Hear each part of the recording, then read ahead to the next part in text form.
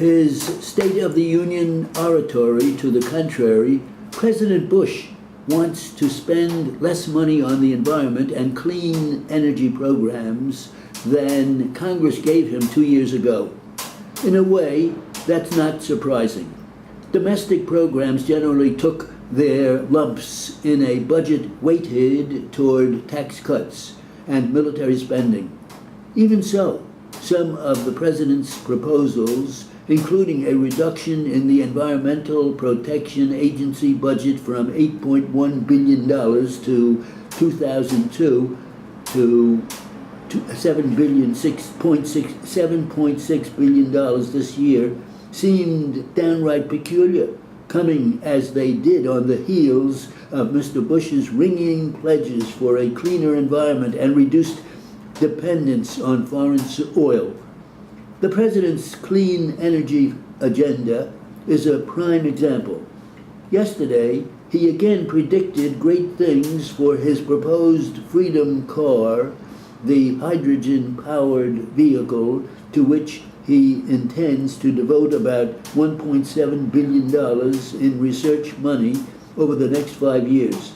There is much to commend this program. Hydrogen could well be the fuel of the future. But what of immediate needs? The numbers show that when the Freedom Car is removed from the equation, the money available for proven programs that could provide quick energy savings and have an early impact on, say, urban smog and global warming actually declines. No less perverse is a provision that would provide a $75,000 deduction for small businesses that buy huge gas-guzzling SUVs like the Lincoln Navigator. Mr. Bush's open space programs are similarly disappointing. He boasts, for example, of full funding for the $900 million Land and Water Conservation Fund, all of which is supposed to go to land acquisition by the federal government and the states. In fact, only $187 million is devoted to federal land acquisition, less to state programs. The rest will subsidize 15 extraneous programs that, under any honest accounting, should be paid for elsewhere in the budget.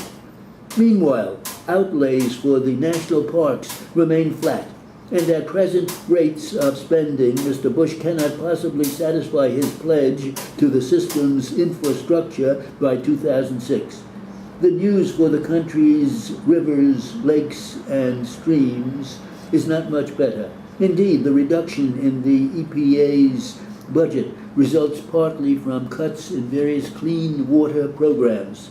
Moreover, the administration has chosen to take a huge $100 million bite out of the Agriculture Department's demonstrably successful Wetlands Reserve program, one of the few redeeming features of last year's grotesque farm subsidy bill. On the plus side, the budget eliminates or greatly reduces funding for many of the most wasteful and environmentally destructive projects planned by the Army Corps of Engineers. This is a welcome departure from the past, but it hardly compensates for the harmful cuts elsewhere in the budget. Congress should explore that money. The Iraq crisis has entered a period of intensely coercive diplomacy.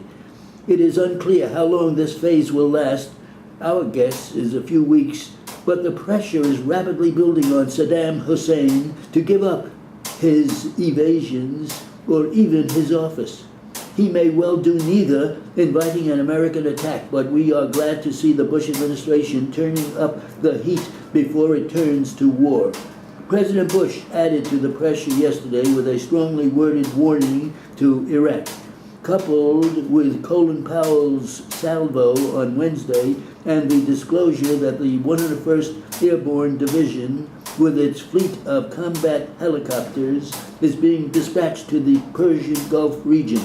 Washington has left little doubt that it is preparing for confrontation. But President Bush confirmed that he was willing to allow the diplomatic dance to swirl a while longer. To squirrel? Swirl. Oh, swirl.